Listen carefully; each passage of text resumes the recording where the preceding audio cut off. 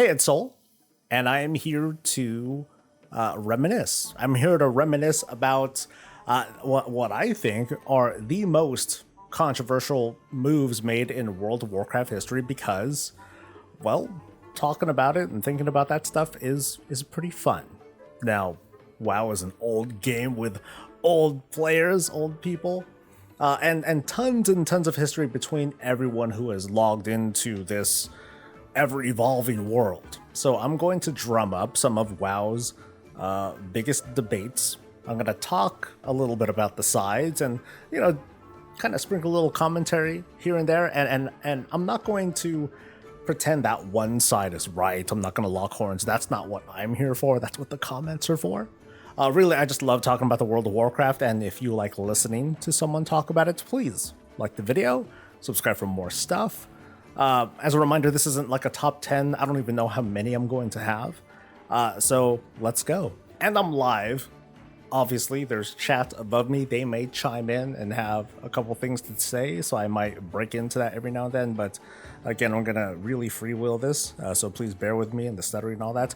First, let's talk about flexible/mythic rating. The introduction and its impact on the game from its lowly beginnings up until now. Before Flex and Mythic rating, we had your 10 and 25 man rating, kind of like segregated rating.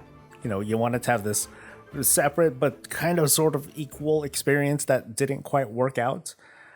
It was a bit of a mess. In some cases, people who were doing 25 mans, they had an easier time than 10 mans. In other cases, people who were running 10 mans were having an easier time than 25 mans.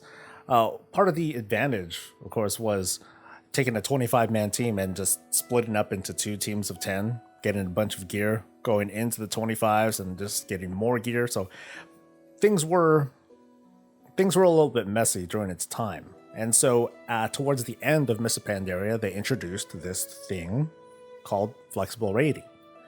And it did a lot. At least the flex part did a whole lot for, more casual raiders.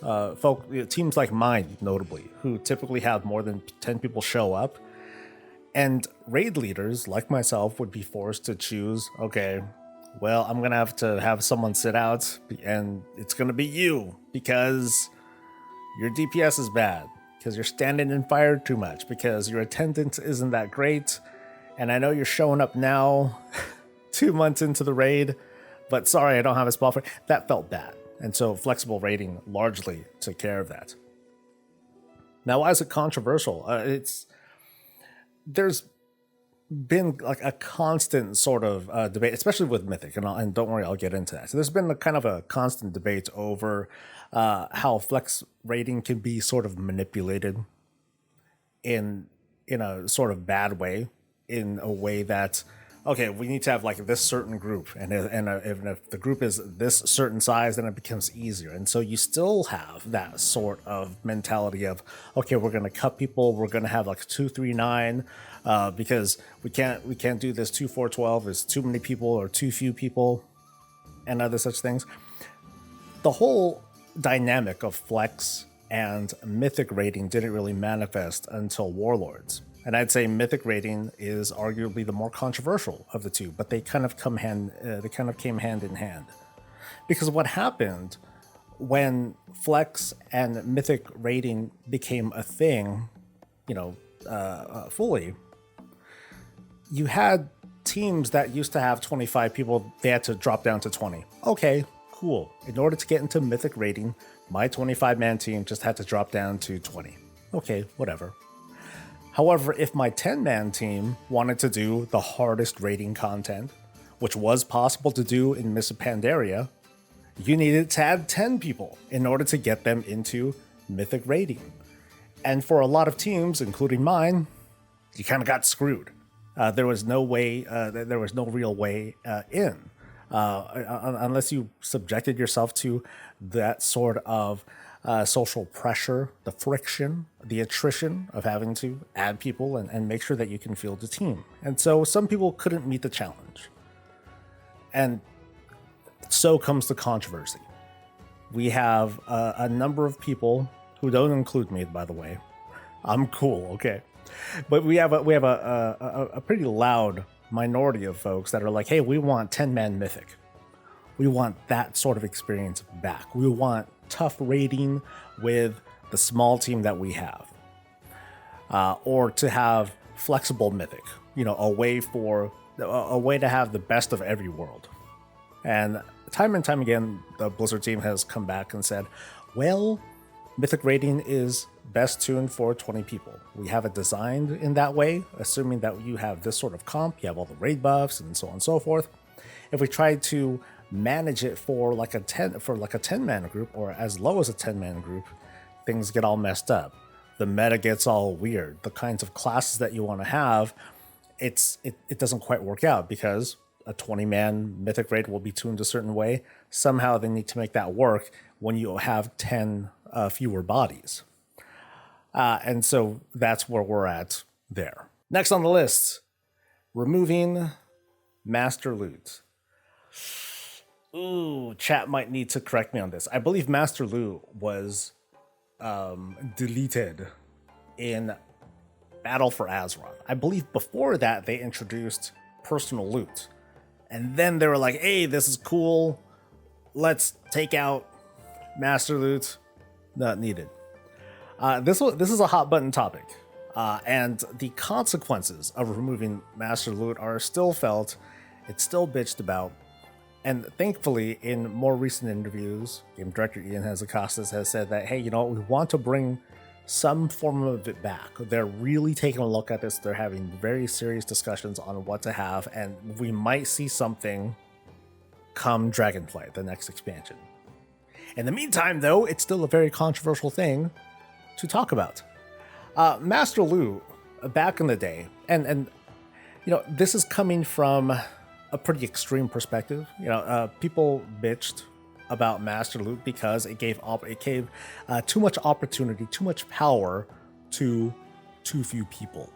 You had your raid leader, you had your loot council, you had other such things, and from that you had to play that politic of, oh boy, I better kiss the Master Looter's butt, or I better be their boyfriend or their girlfriend or whatever. So I can make sure that I get the loot. Having Master Loot, some have argued, introduces this extra layer of social friction that is too heavily in favor of the Master Looter. Now, of course, from the other side, they would say, well, you joined our guild. These are the rules. This is how it works. If you're not happy here, you can move on. This isn't a religion.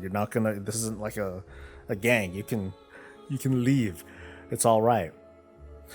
But others, and including me, have talked about how the replacements for Master Looter, which is personal loot, it has been proven to be too harsh, or too harsh of an invisible hand. It doesn't take in the nuance of people that just want to help each other out. There have been numerous occasions, especially from my team, where piece of loot drops. And I'm like, oh, I don't need this thing. I mean, it's technically an item level upgrade, but I don't want it. I want to give it to my buddy over here who just joined back into the team, and I want to help gear him up. But I can't do that because some fangled rule prevents me from trading this stuff to my friend.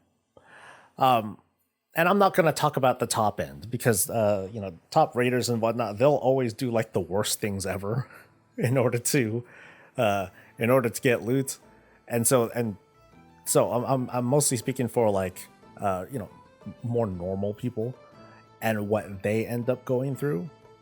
And I firmly believe that statistically, there are a lot of situations where people want to trade because they don't really want that gear, but they can't do anything about it. Now, it's another thing if I'm like, if I'm a tank and I'm like, yeah, I'm going to roll ret. I'm going to roll, I'm going to roll retribution so I can give this warrior buddy of mine like the two-handed sword so he can tighten grip the crap out of things. Cool. But that would be, but they don't want that.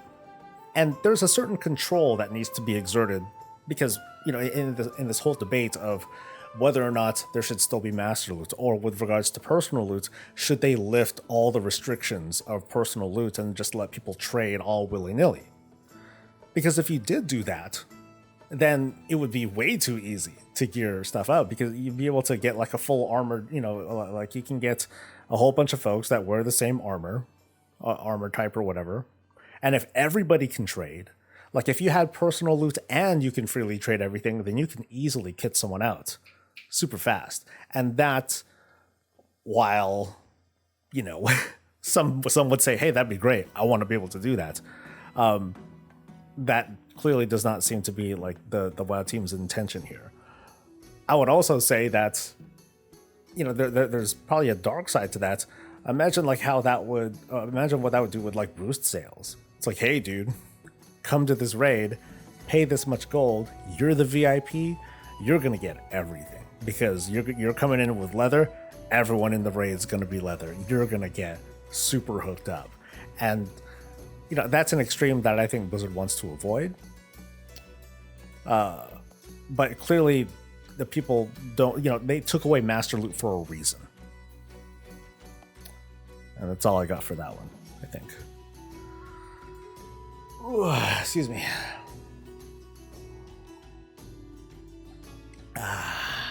Mikey's getting out. Cool. That I didn't understand. Master loot is kind of logic. The monster drops number of items. The leader of the adventure group shows it to the adventurers, and then they discuss who gets it. Its immersion in fantasy and for high, and its optimization. I think I'll have more to say to that. Yeah, I think I'll say a little bit more than that.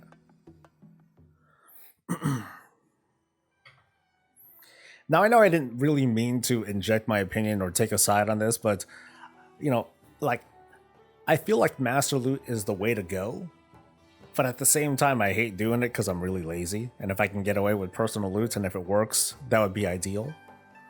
I feel like there ought to be some sort of, like people have talked about, hey, we should bring back just guild master loot. And I think that would be a pretty fair way to go. I definitely don't feel like having pugs and master loot. I don't see that as like a very great thing to have, because it introduces like all sorts of toxicity. Oh yeah, sure, I'll just use the group finder, no biggie, now I'll ninja all the loot, we'll go me. But I would be for guilds, if not for the fact that guild groups are becoming more rare of a thing. And so I ask myself, is master loot going to be great for the game, or is it only really going to benefit like a pretty small subset of people? And if so, what about everyone else? Does nothing change, and is that okay? And I'm not sure.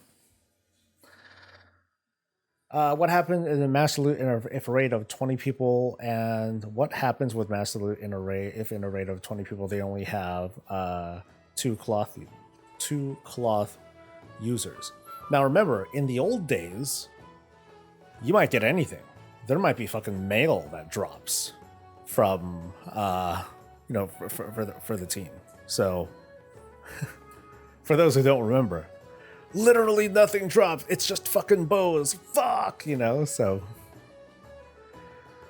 I think they should just remove the trading restrictions on personal loot. Master loot creates a lot of dead drops. I mean, that's the problem though, Backer. Like if you have personal loot and you remove the trading restrictions, then that means a lot of loot that could potentially go to, that can potentially be funneled into like one person.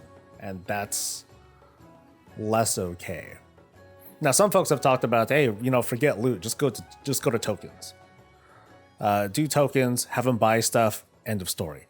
And that sounds okay. And that actually sounds like a solution, right? But it definitely feels like, with regards to like the WoW team and they're just like, hey, we want to make a game that feels like this. The WoW team likes loot. They want more. They want more than anything. They want loot to drop. They want a cool thing to drop from that boss that you just defeated. They like that feeling. And as illogical as that may seem, now that we've discussed all sorts of different options and ideas, it's clear that it's just like a thing that the WoW team would prefer to have. So it's a fantasy and immersion problem. Yes, like tokens solve the gameplay aspect of it, but it kind of takes away that whole fantasy of like, yeah, dude, we got that boss, woo, boo, fist bump, and he dropped some cool stuff. Instead of, oh, he dropped a token. Now I can take it to a vendor who has this super epic weapon this whole time. Why do you have this epic weapon? I don't know, but I got a lot of them.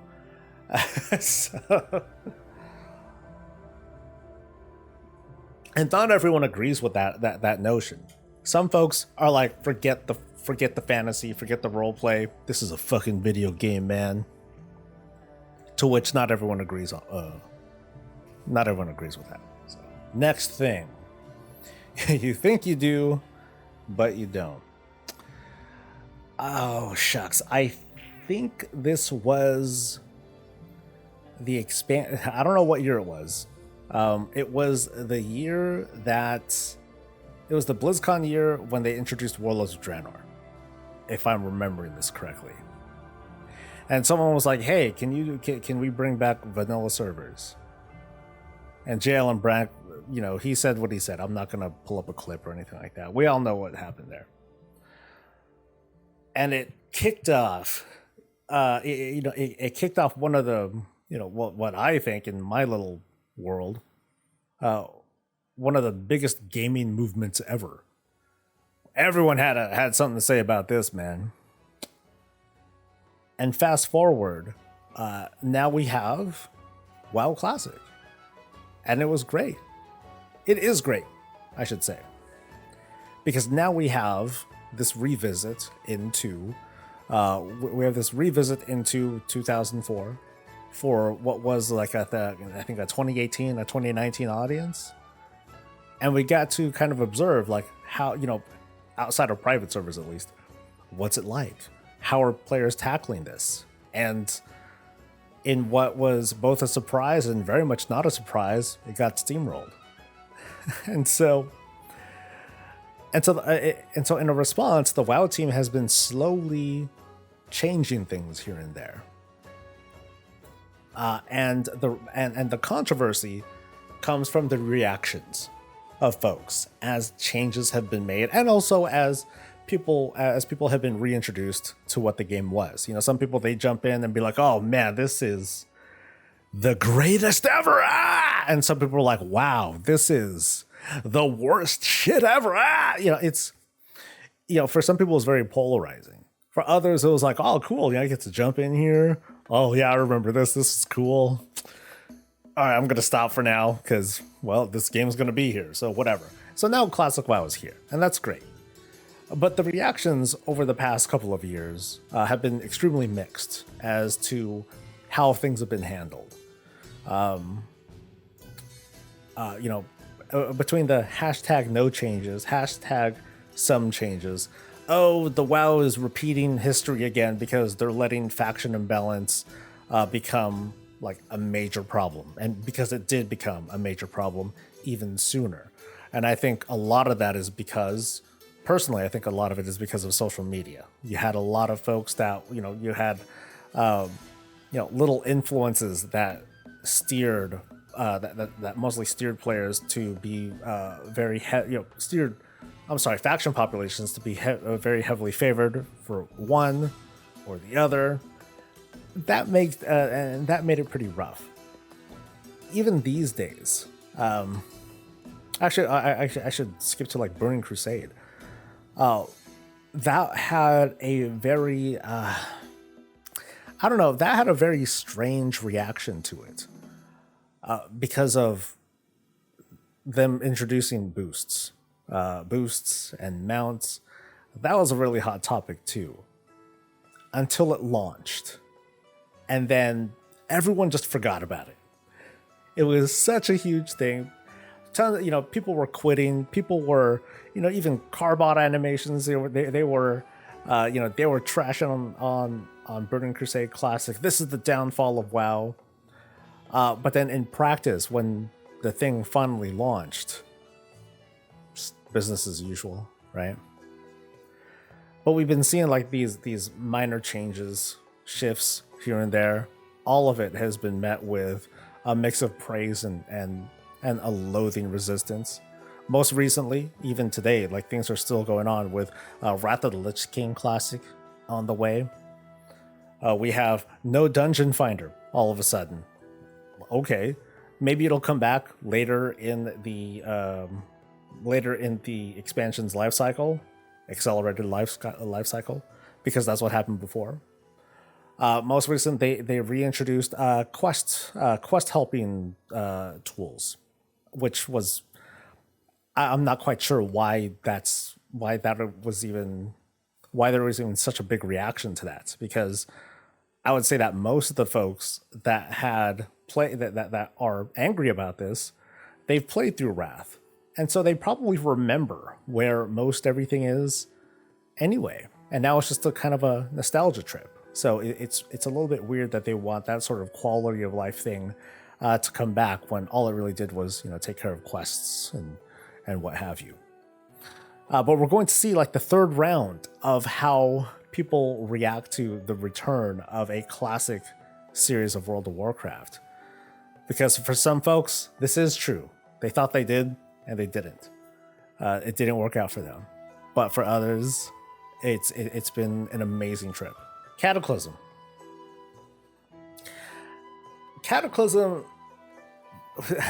For me, it was definitely a mixed bag. Cataclysm was the remaking of the world. It was one of the big reasons why people wanted a classic WoW, because the old world got nuked. Cataclysm was the rewriting of pretty much every zone in World of Warcraft, and I would guess that it is the single biggest launch expansion in WoW's history, and it's because they had to make new quest lines for every zone, pretty much. I mean, some of it was similar, but they had to pretty much redo everything. Imagine like these days an expansion, and they're like, okay, let's put in this new land. Let's put in 40 zones. It's crazy. So Cataclysm was the remaking of the world, and on top of that, some new zones, which were separated, and that's its own mini controversy. Vashir is its own mini controversy. But I'd say to me the mixed bag of Cataclysm was that it was such a huge and intrusive change that you couldn't you couldn't go back to. They didn't have bronze dragon timey-wimey Zadormu stuff to rely on at the time. It was, this is it. Literal zones are deleted. Literal quest lines are gone. Cutscenes can no longer be done. The battle to retake Lordaeron, nope, can't do it anymore. When Wrath Classic comes back, we'll now have the opportunity to repeat that thing forever, if we want to, until something weird happens. But to me, the great controversy of Cataclysm, along with all that stuff, is that it was a demonstration, I feel, of the WoW team's hubris. Like we can't go wrong, guys. Let's do this. Let's do that. Let's go nuts. Let's do some radical things. Let's change the world. Let's have it evolved. I wondered to myself, how many more cataclysms would they have planned if left to their own devices? If it was received well, and it was received well enough. But if it was received very well, would we have had other big world revamps? And as much as people did like it, a lot of folks definitely did not. And I think that's why we haven't seen huge changes ever since Cataclysm. And maybe for the better. Next, the burning of Teldrassil. This is like the underlining of what Battle for Azeroth meant, or the underlining of the faction war. Nothing polarized players harder than this moment. It kicked off this this loathing between the two factions that I found hilarious. it was very much like a kind of meta. The meta game of faction hatred towards another. This was peak stuff. And it was wildly entertaining, but also wildly distressing because people got really, really into it and they got very emotional. If you want to, if you want to roll a blood elf, the horde is waiting for you, right? You had that sort of stuff. Little jabs like that turned a molehill into a mountain. But it all started with the burning of Teldrassil and this, and the beginning of this very uncharacteristic looking at the time Sylvanas Windrunner, who still feels like, even after everything that we've learned afterwards, still feels like, that's a tough sell, man. Really tough sell. This brought up this brought up conversations about mass murder and genocide and mind control and rape allegory. It was crazy. And it all kicked off because presumably one dude decided, yeah, let's burn the tree. Let's just kill a whole bunch of night elves. It'll be fun. The controversy that also came from that was, came from the aftermath of that and how justice was dealt out in reaction to the burning of Teldrassil. The war that followed after, the misadventures in the Shadowlands, and ultimately what happened to, I don't know if it was all of them, but most of the night elves that were there. They were, I don't know, they turned into something else that hopes to, I don't know, deliver the promise of a better future. But in the meantime, while that was going on, people were shocked, people were straight crying. People wanted blood for it. Pound for pound, they wanted Orgrimmar razed to the ground. Blowing up the Undercity should have been just a start. There should have been this ritual slaughter of them. Darkshore should have been this great retribution for the Night Elves. Like I said, it was nuts. And while the anger was directed towards fellow players, in terms of Sylvanas did nothing wrong. Okay, no one believed that, but people tried to play that part. The anger, a lot of the anger was also pointed to Blizzard for handling something like this in the way that they did. Faction bias. All these things are happening in the Horde while the Alliance just watches and reacts, and it's not handled very well. And thanks to Shadowlands, the efforts at trying to answer those concerns came really slow because Shadowlands was largely disconnected from the faction war. The faction war ended without justice for the Night Elves at the time. So big fans of that race, they were left to wait, and some folks, they lost their patience. Next, the faction divide. Wow, I put these right next to each other. So this is a weird one. The faction divide is essentially the foundation of World of Warcraft, Horde versus Alliance. And remember, the Horde as we know it and the Alliance as we know it, they didn't really form until the World of Warcraft. We left Warcraft 3 on a pretty good note. You had this alliance of orcs and night elves and humans, along with all them other races. There were Tauren, there were trolls, there were dwarves, yeah. You know what I mean? They were all defending themselves against the Burning Legion, and everything was cool. And then we had this uneasy peace, and then here we go. But from a game design standpoint, from its very roots, the Blizzard team was or the WoW team was okay, let's split the damn player base. Brilliant idea. And it was novel at the time. It was very unique, a very unique thing to have two opposing factions that at the time they were fairly even with their, with people's selections. But what it did was immediately segregate players. And segregate is a very dangerous word to use because it has historical connotations, but it's hard to not think of it that way. Throughout WoW's history up to roughly this point, players were segregated from one another, expecting to have like this full and complete experience playing one side or the other, while somewhere in the middle there was PvP and people were stabbing each other and throwing fireballs at each other. But it divided players immediately, and it fostered this culture of not exactly toxicity, but it fostered this rivalry. I mentioned earlier, people were looking at the chronicle volumes and keeping score of who completed what raid. How many faction leaders were killed or defeated, how many important characters were killed off or turned evil or went crazy or something like that. And so the controversy of the faction divide was always this kind of smoldering thing throughout WoW's entire history. Gunship battle. Oh man, how dare they? And battlegrounds, PvP, all that stuff.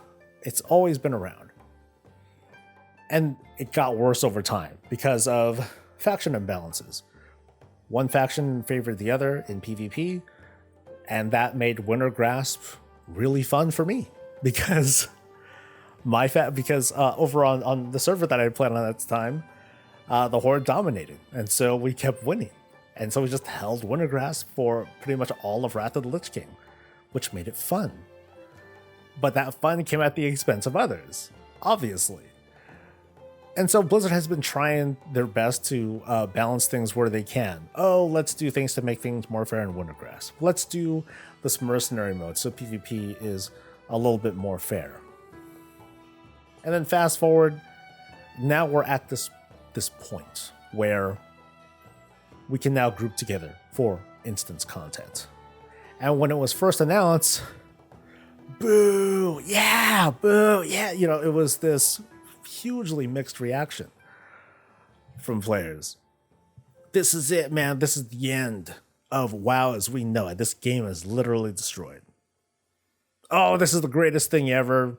Everything's going to be solved. They're not even like going all the way yet. They got to take this further. And cut to at least today, it's been like at least a couple of weeks since the patch that introduced cross-faction grouping has come in. And no one's dying yet. Lives not been literally destroyed. The game is still functioning. Things are fine. And so we're at a point where perhaps the WoW team will take this further and allow cross-faction guilds to be a thing. And this divide will be over, and the controversy will definitely reach this boiling point until the day that it actually happens, when the divide is lifted. But it might not even be a thing. Everyone will just kind of shut up and be like, do you want to group with me or not? Do you want to get this key in? I have the score for it. Let's go. Or, in the case of a guild, like, do you want to play together or do you want to be short? Like, how important is it that you not have gnomes in your party? It's hugely important. Okay. But is that really going to happen? More than likely, yes. But is it going to be to the degree that it's going to that's going to give Blizzard and the WoW team pause to go through with removing the divide? I doubt it. But we're not there yet. We're still talking about it. Next thing is the introduction of the Dungeon and Raid Finder. These happened two separate times. The Dungeon Finder was introduced towards the end of Wrath of the Lich King. Raid Finder was introduced towards the end of Cataclysm with Dragon Soul. And they're very... It's very divisive right now, especially with Wrath of the Lich King Classic coming in. And the whole you think you do, but you don't sort of crowd is like, hey, dude, why is the WoW team taking the stance of removing the Dungeon Finder?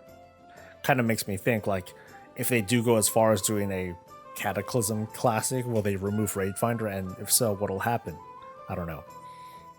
But going back to, going to the dungeon finder, today we see a very divided community. You got a lot of folks that are like, we don't want this to come in. We've been railing against this forever. Now we get our chance to experience the rest of the game without it. And we get to see, we really get to see the community put to the test to see if they can handle it. Some people can't handle it. And they're like, no, how dare they not bring this in? I thought this version of Wrath that's coming in is supposed to be based on the later patch. And because of that, it should be, it ought to have the dungeon finder there from the start. And so we have a lot of folks that are coming out the woodwork, coming from their stance of, hey, dude, let's speak for the casuals. All of a sudden, go casuals. We need to have this sort of thing in order to get by. And I remember what it was like back then. Like I did have my guild at the time, and so I personally had no trouble with that. So it's hard for me to really take a stand, to really take a side one way or another, because if I were forced to, I'd be like, well, just join a guild. Easy peasy, right, guys? Of course not. That's not how that works. Raid Finder as well. The whole thing with Raid Finder, it's multiple things. Raid Finder introduced another difficulty. It started to cause item bloats. It was a way for people to be introduced into raiding who otherwise wouldn't raid at all. As a commentator who tries to be kind of like a representative or a voice for solo players, more casual folk, I regularly hear from people that say, yeah, I used to be like top 50 guild this. I was the greatest. Nowadays, I don't have that sort of time. And so I happily do Raid Finder. And so they do it. And that's where they get their satisfaction. And so should we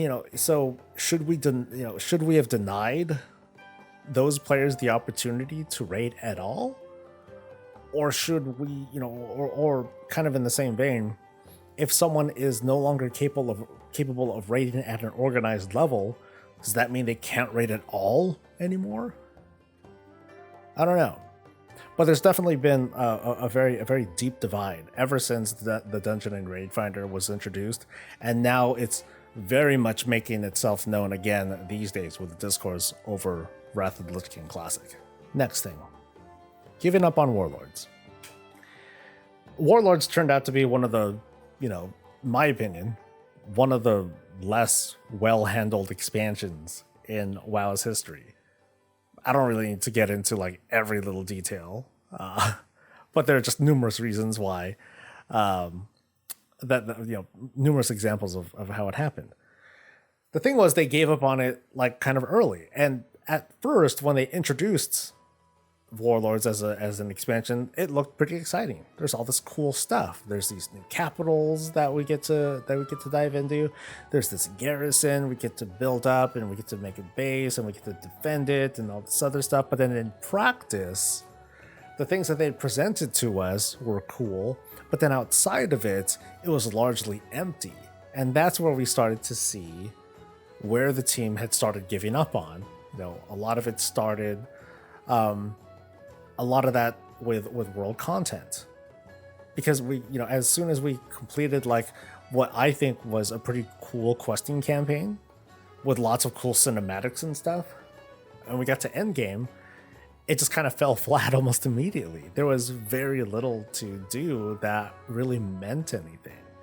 And I feel like, the teams that were responsible for, setting up that whole endgame flow put most of their eggs into this garrison basket and then forgot about everything else. Tried to farm Apexis crystals for Apexis gear early on. I don't know who still remembers that, because it was handled so poorly that pretty much no one did it. There was no real good reason to do it. Raid Finder gave better gear. You got better gear from that. On top of that, you got raid gear from your garrison, which was better than the Apexis gear. It was kind of a disastrous. And so some folks the reason why this is controversial is because some would say that, well, it's thanks to that we got Legion, and Legion was great, which is an opinion. But it definitely did show that sacrificing whatever work would have went into Warlords to go into Legion, it paid off, or it definitely showed. Like, I remember how during the Legion Alpha or Beta, we were testing the Nighthold raid. That wouldn't be out for many months later, but they were doing raid testing for that, like at a really early stage, because they were that far ahead. That kind of helps give context on how the WoW team at the time was able to commit to such a really solid schedule of releasing patch after patch after patch. They sacrificed a good chunk of an expansion to do it, kind of like what they did here with Shadowlands. I just think that they handled it better this time around. They cut a lot. I presume that they cut out a lot of stuff early on. They still managed to make a relatively cohesive story and narrative, and now they're ready to move on to new stuff. Fruitgate /C Entership. The Blizzard lawsuit was an extremely controversial thing that happened to the company, not necessarily to the World of Warcraft. But what was kind of controversial was the WoW team's reaction, sort of reaction, or I guess the aftermath of the Blizzard lawsuit, which is ongoing, by the way, still going, hasn't ended. Part of what the WoW team did during their 9.1.5 patch, I believe, was to edit certain things out, was to kind of scrub things and clean things out in such a way to make the game a little bit more accessible, I believe they had said. A little bit more friendly, a little bit more modern with their candor, with their jokes. So no longer does Garrosh call Sylvanas a clever bitch. No longer are there all sorts of different jokes that really go into the sexual innuendo. Although they're still funny after going through them. But at the time, oh man, people were clutching their collective pearls, going on about how the World of Warcraft was going to change forever and how it's no longer their WoW because the painting that's they don't even know where it is turned into a bowl of fruit, which they still don't know where it is. People didn't know where it was until WoW had pointed it out to them, and then people started to look deeper and they found like small little changes.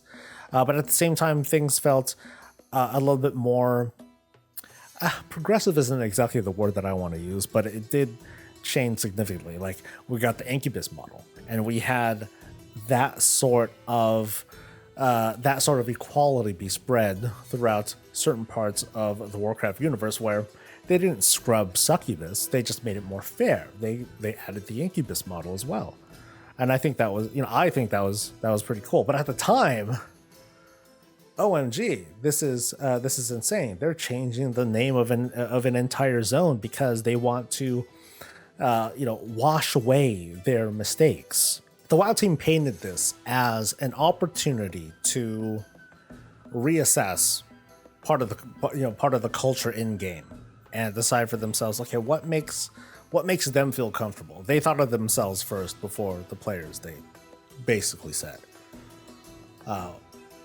And they changed things.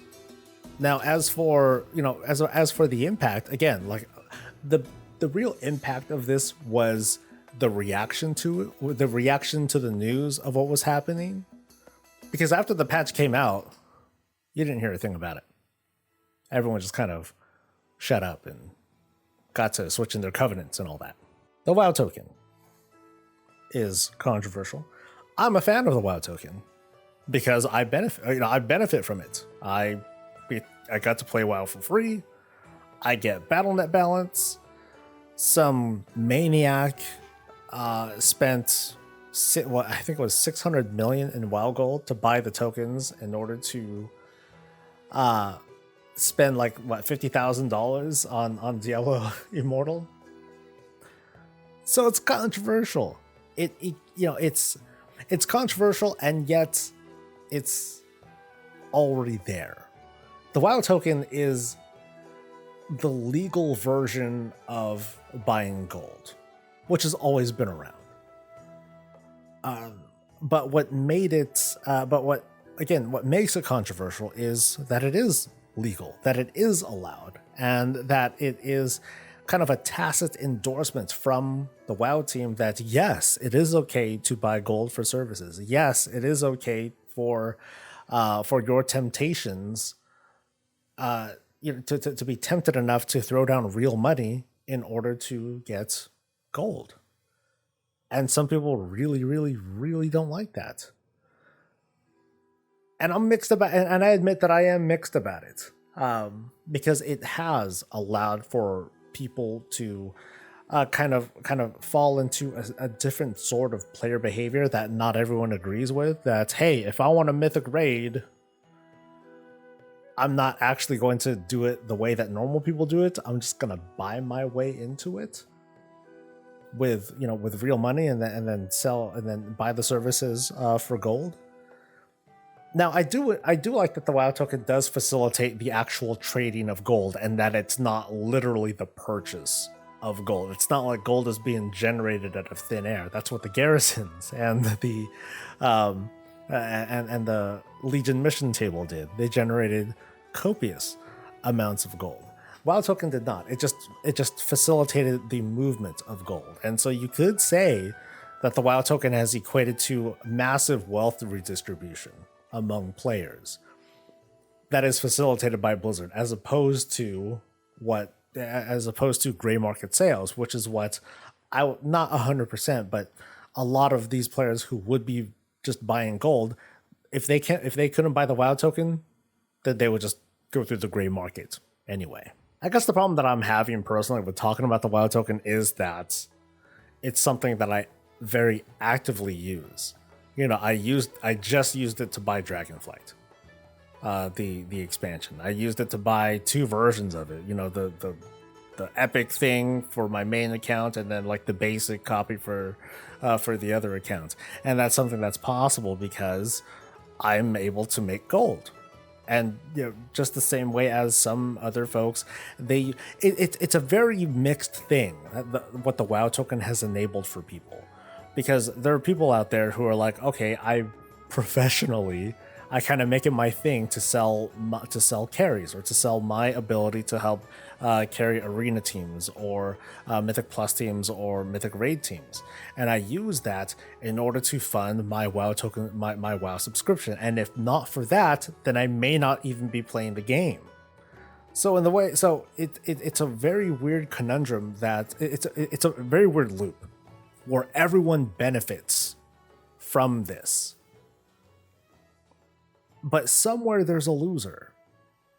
And maybe the comments or the chat can help me identify who are the losers when it comes to the WoW token. Retail needs to look at the classic fresh servers to reset economies. I don't think that's going to be nearly as effective as you think, dude. Like having a fresh realm, all it does is delay the inevitable. It's like, cool, it starts off like this, but then the same smart rich people are still going to be rich, and the same broke ass people are still going to be broke. It's just a matter of, hey, we're starting at on an even playing field. It's kind of like the same as a new season pops up, and hey, everyone's Valor's reset. There you go. But the people that play more, the people who are dedicated more, they're going to be rich. So I don't see an economic reset as a viable thing. All that would do, to be honest, was the only thing that an economic gold reset would do would be to make people quit the game. That's all it would do. It would benefit nobody, really. For me, financially comfortable, so I can buy digital goods without sacrificing anything in real life that I want. So, like, to me, the difference between the likes of the WoW token and World of Warcraft versus Diablo Immortal is that with Diablo Immortal, there is no way to really buy into it, or there is no way to like earn that currency. There's only one path, through the Diablo Immortal thing, and that's with money. Whereas in WoW, you can just be good at making money. You can play smarts, even if it is 3 or 4 hours a week. If you play that market right and you know what to do, then you'll come out with big dividends, even if you're only playing for a very short time out of the week, spending only like 10 minutes a day or so, just reposting auctions and maybe doing a Covenant calling. Let's finally move on. Choices in Shadowland DS. This was probably one of the more boneheaded maneuvers that the WoW team made, far more than Conduit Energy. I don't think Conduit Energy was that bad, but overall, the broad philosophy of choice in Shadowlands, or meaningful choice in Shadowlands, was a fun experiment that unfortunately ended up just being pie in the WoW team's face. Even from early reactions, people were trying to say, and I was not part of this, I was like, hey, let's see what happens. I was taking that wait and see approach, but some people were quick to point out that, hey dude, you got to realize that I know that you're trying to give us like meaningful choice and all that, but ultimately our meaningful choice is going to be the thing that's the most optimal. And that's kind of how that worked out. We had at least top players, they were going through the motions of constantly switching. And it turned out that, this whole thing of choice, it just became an obstacle for certain players, and for everyone else, it was just kind of like this arbitrary detriment from being able to experience like the other covenants and all the things that they had to offer, notably the covenant abilities, of course. And so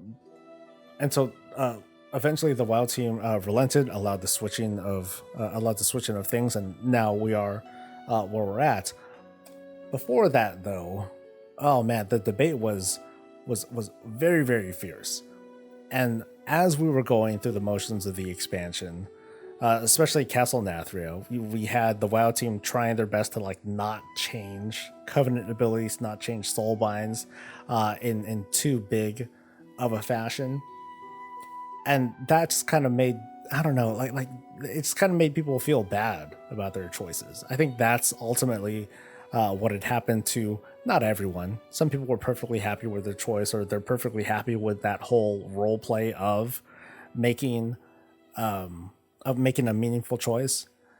But it seems like in this situation, role play just wasn't enough to justify having these sorts of restrictions. And for the most part, World of Warcraft and other similar games are just better enjoyed when players have a lot more freedom to choose the things that they want. I want to be able to just hit a button and change my spec to whatever without having to go back to a class trainer and click all the things again. I want to be able to swap out things like conduits and glyphs and talents, and I already mentioned talents and other such things freely. Why is it that the line has to be drawn at this certain thing? So the inconsistency and the unfamiliarity that came with that is what caused the backlash. Is part of what caused the backlash that we got. And now this is where we're at. And thankfully, looking forward to the future, where we're going to enter a new era altogether. What are things going to be like when we do have free choice to swap out talents and change our specs and all that stuff? When we don't have to worry about having to farm for the things to make a certain build work, apart from the gear that gives us, I guess, the secondary stats, maybe trinkets, but it's being watered down so much compared to what it was that constituted this need for like other things like catch-ups and what have you. And lastly, because this was added thanks to chat, the in-game shop. So this really started, so there were like pets back in the day, but there were weird things. There were collector's edition pets, and there were trading card mounts and pets and toys and whatnot. But things didn't really kick off until they brought in the Celestial frickin' Steed. And I remember that day. It was like buying a BlizzCon ticket. It used the same store format actually as buying the most recent BlizzCon ticket at the time. And there was a queue of like 25,000 people. And this mount was like $25. And I'm like, seriously? They're making this much money off of printing one mount? They are going to do this forever. I remember thinking to myself. And since then, obviously, the WoW team has been running with it. But they've been very conservative, I think. I think they've been very conservative about adding stuff in, as much as people like to say otherwise. And I think it's because they understand that there's kind of, it's a give and take of goodwill whenever they introduce a shop sort of dealie. And I think that's kind of why they, more often than not these days, they've gone the route of introducing an amount that is given as a bonus for people who have stayed subscribed or who are maintaining like one of those 6-month subscription blocks, and they get like a cool thing, and everyone else, well, they can just go ahead and buy it a la carte, or they can utilize the WoW token for that. So having those options is pretty cool. It is really neat seeing something like the in-game shop and the WoW token be combined in such a way that someone who just knows how to make gold can get access to all these different amenities or all these different items from the in-game shop. However, there is, of course, the standing principle that everything must be earned in-game, right? Why should the WoW team be putting effort into these things? They should be putting their efforts into stuff that you can get in-game. All these things are just wrong by principle. But on the flip side, by principle, everything is obtainable in-game. You just need to have gold. In the case of shop stuff, you're kind of going with the market price, because you need to be able to sell you need to be able to buy a WoW token at a decent market price, then use that to turn around and buy stuff from the digital store, whether it's whether it's shop stuff, whether it's character transfer services or character boosts, to freaking expansions, expansions and add-ons, to stuff that's outside of World of Warcraft. You could, like I mentioned earlier, you can buy stuff for Diablo Immortal, you can buy stuff for Call of Duty, and God knows what other games that you can buy stuff for. It's huge. A cosmetic in-game shop is a totally reasonable way to monetize your game. The only strange thing is that we had the monthly sub and the cosmetic shop. But yes, you are right. The in-game shop of WoW is so small compared to every other game it has. Okay. The only take that I really have about the in-game shops is that they are amoral. They are optional. They're just there. It's not like Diablo Immortal. It doesn't give you... Participating in the shop doesn't give you opportunities for more content, opportunities for gear or straight gear, direct. It doesn't give you anything like that. It's just there. And not having anything from it doesn't mean you miss out on anything. My opinion, or at least if you do the math, there are tons of things that you can farm for in the World of Warcraft.